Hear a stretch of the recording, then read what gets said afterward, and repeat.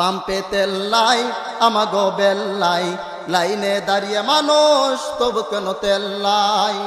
পাম্পে তেল লাই আমাগো বেল্লাই, লাইনে দাঁড়িয়ে মানুষ তবু কেন তেল লাই। রাস্তায় থামে গাড়ি চাকা কেন ঘুরে না, পাম্পে তেল লাই আমাগো বেল্লাই, লাইনে দাঁড়িয়ে মানুষ তবু কেন তেল লাই। রাস্তায় গাড়ি থামে চাকা কেন ঘুরে না, গরিবের কষ্ট কেউ তো দেখে না, গরিবের কষ্টে কেউ তো কাঁদে না। পাম্পে তেল লাই আমাগো বেল্লাই, লাইনে দাঁড়িয়ে মানুষ তবু কেন তেল লাই। বাজারে জ্বলে আগুন তেলের ঠিক নাই, পাম্পে তেল লাই মানুষ লাইনে ভাই। বাজারে জ্বলে আগুন দামের ঠিক নাই, দিন মজুরের ভাতে এক ফোঁটা ভাত নাই। পাম্পে তেল লাই আমাগো বেল্লাই, লাইনে দাঁড়িয়ে মানুষ তবু কেন তেল লাই। নেতারা কথা কয় স্বপ্নের আশায়, জনগণ ডুবে আছে দুঃখের ভাষায়। নেতারা কথা কয় স্বপ্নের আশায়, জনগণ ডুবে আছে দুঃখের আশায়।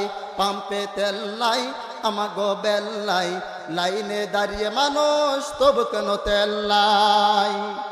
কেউ বলে উন্নয়ন কেউ বলে শান্তি, বাস্তবের ছবিটা ভাই পুরোটা উল্টো। পাম্পে তেল লাই আমাগো বেল্লাই, লাইনে দাঁড়িয়ে মানুষ তবু কেন তেল লাই। এই জুলুম পৃথিবীতে, এই জুলুম পৃথিবীতে আল্লাহ তুমি সরিয়ে দাও। পাম্পে তেল লাই আমাগো বেল্লাই, লাইনে দাঁড়িয়ে মানুষ তবু কেন তেল লাই। কথা বলেন ঠিক কিনা? আজকে বাংলার প্রত্যেকটা জায়গায় দেখেন মানুষ তেলের জন্য লাইন ধরে আছে। ও দিনাজপুরের মুসলমান, আজকে এই তেলের জন্য কত মানুষ তারা রাস্তার মধ্যে জীবন দিয়ে দিতেছে না। ও মুসলমান, এই তেলের জন্য কত মানুষ দিনের পর দিন লাইন ধরিয়ে আছে।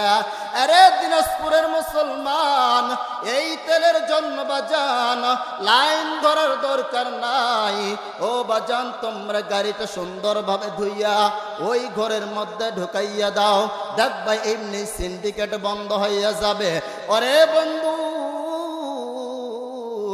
ও দিনাজপুরের মুসলমান, যেভাবে তোমরা তেলের জন্য আজকে পাম্পের মধ্যে দাঁড়িয়ে দাঁড়িয়ে ঘন্টা কা ঘন্টা তোমরা দাঁড়িয়ে সময় নষ্ট করো, ও মুসলমান, এই জান্নাতের জন্য যদি কোনো মুসলমান আজকে দিনের পথে লাইন ধরে থাকতো, আমার মনে হয় না এই বাংলার জমিনে সন্ত্রাস আসতো। কথা বলেন ঠিক কিনা?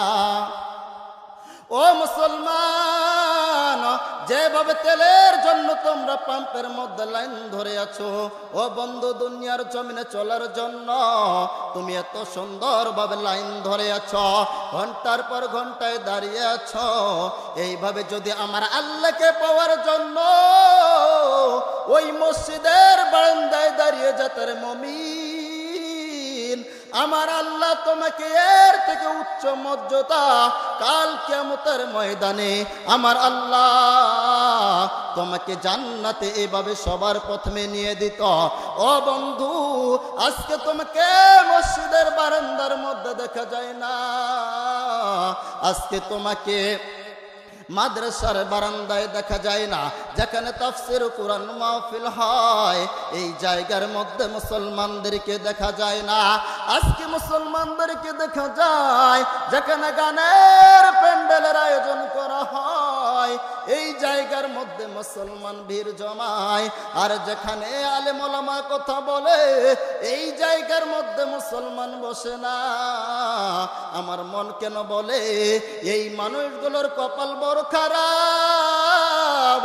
আজকে এই মানুষগুলো যদি জান্নাতের বাগানের মধ্যে বসে যেত, আমার আল্লাহ কাল কিয়ামতের ময়দানে এই সব ব্যক্তিকে আমার আল্লাহ এই জান্নাতের বাগানে বসার কারণে জান্নাতের ফয়সালা করে দিত।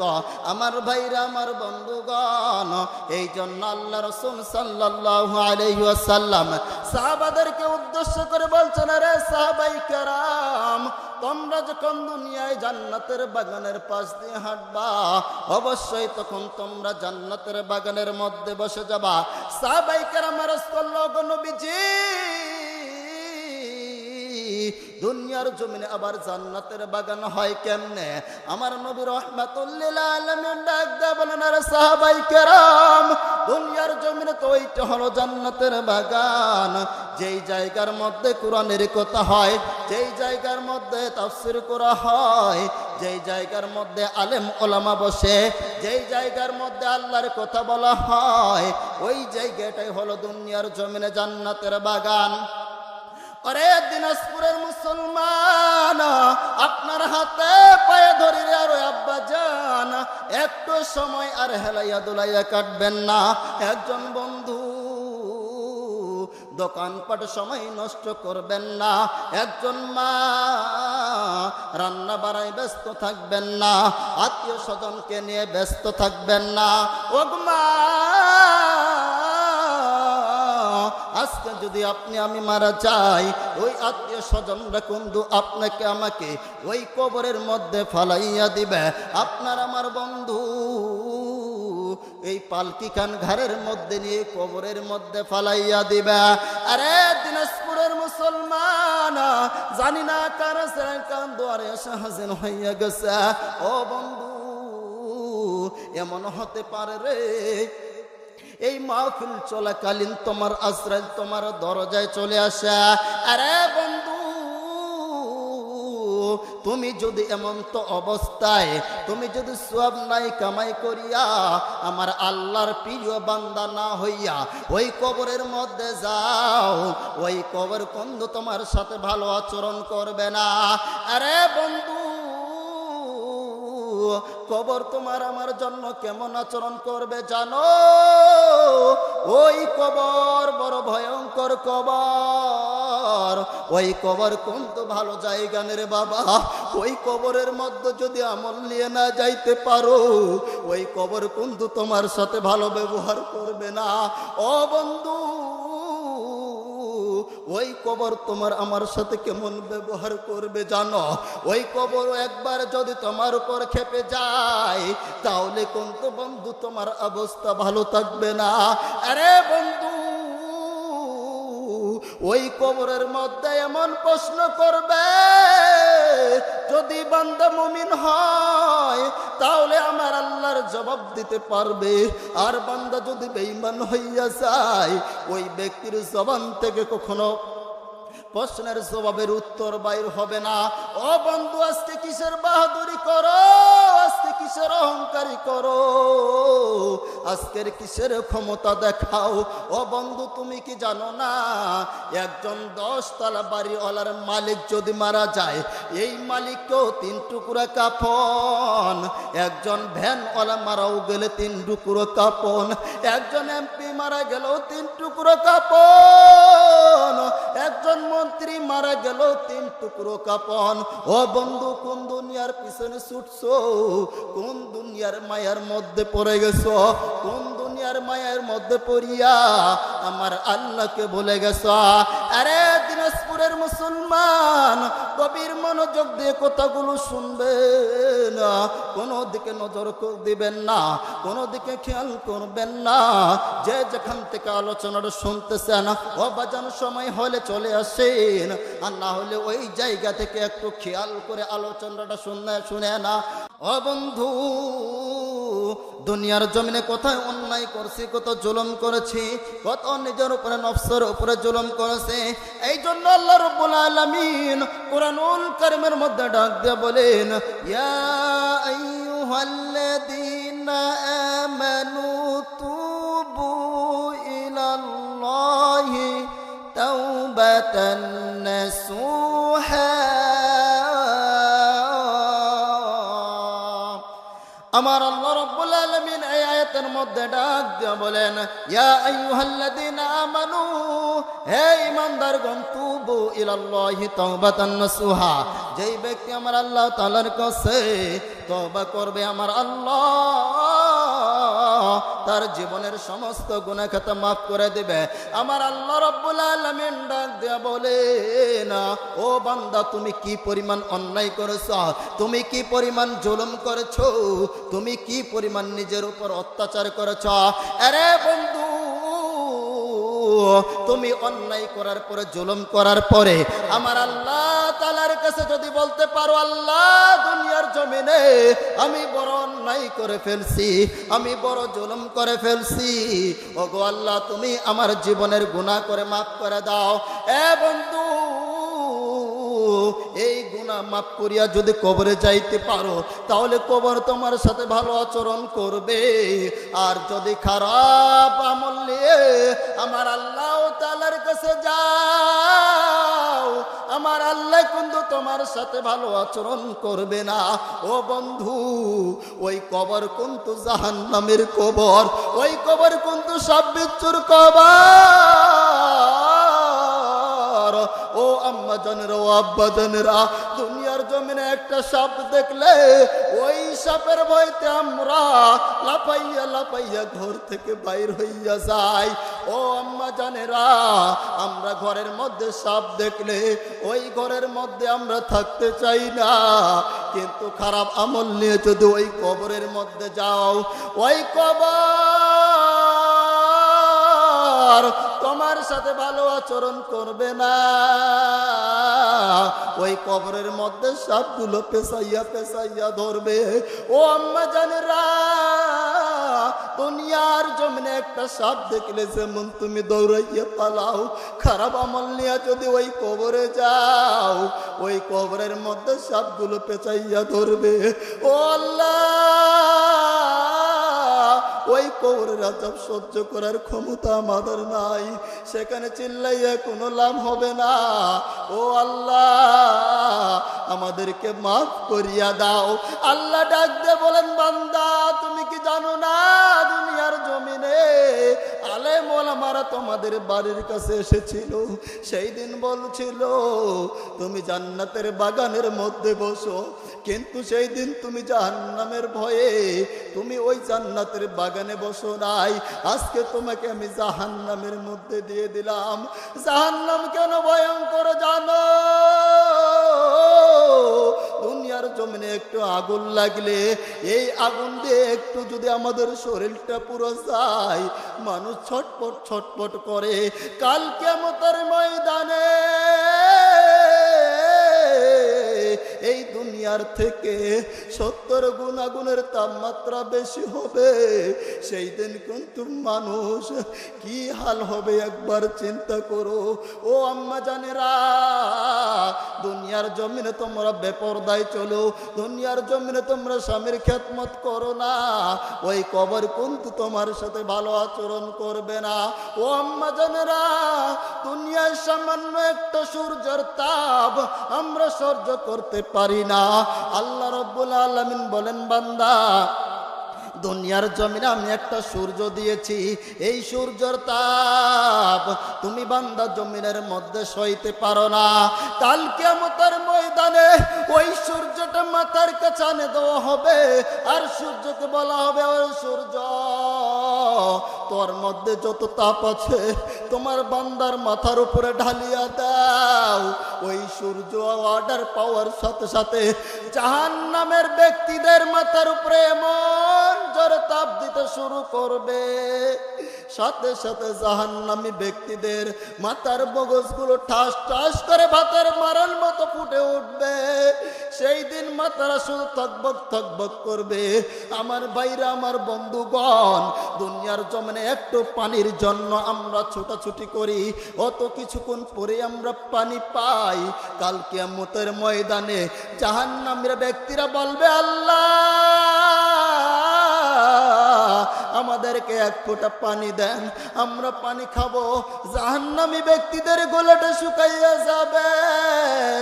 আল্লাহ রাব্বুল আলামিন ডাক দিয়ে বলেন, ও ফেরেশতা, তুমি তাড়াতাড়ি ওই নাফরমান ব্যক্তিকে তুমি রক্ত পুষ পানি দাও। ও বন্ধু, দুনিয়ার জমিনে একটু পোকা পড়লে আমরা পানি পান করতে চাই না।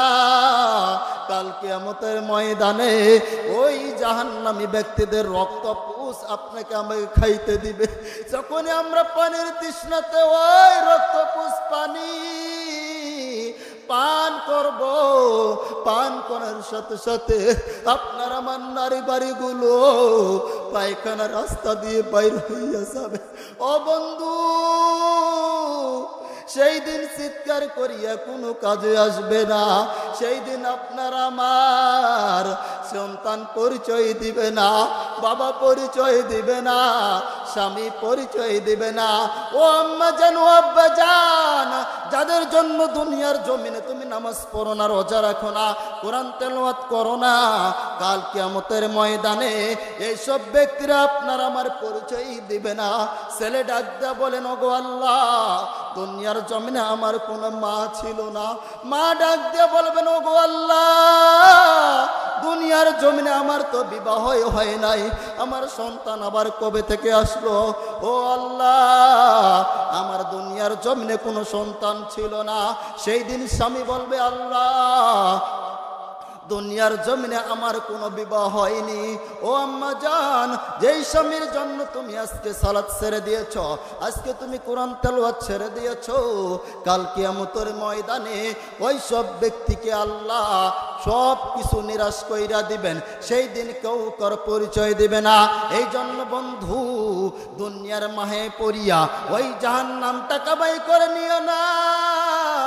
ওই জাহান্নাম বড় ভয়ঙ্কর, ওই জাহান্নাম বড় ডেঞ্জারাস, ওই জাহান্নাম সহ্য করার ক্ষমতা আমার নাই। ও আম্মা জান, দুনিয়ার জমিনে একটু আগুনের ঝাঁস লাগলে আপনার আমার শরীরের চামড়াগুলো পুড়ে যায়। কাল কিয়ামতের ময়দানে যখন জাহান্নামী ব্যক্তিদের ফয়সালা হয়ে যাবে, ওই দিক থেকে আমার আল্লাহ ডাক দেয়া বলবে, হাল মিন মাসিদ, জাহান্নামী ব্যক্তিরা কই? জাহান্নাম শুধু আল্লাহর ডাক দেয়া বলেন, আল্লাহ, জাহান্নামী ব্যক্তিদেরকে আমার পেটে দাও, আমি এই জাহান্নামী ব্যক্তিদেরকে গিলে ফেলব। ও দিনাজপুরের মুসলমান, সেই দিন জাহান্নাম আপনার দিকে বে বে করে ছুটে আসবে। সেই দিন জাহান্নাম আপনাকে আমাকে গ্রাস করার জন্য ছুটে আসবে। আল্লাহ, আমাদেরকে ওই জাহান্নামের মধ্যে ফেলাইও না।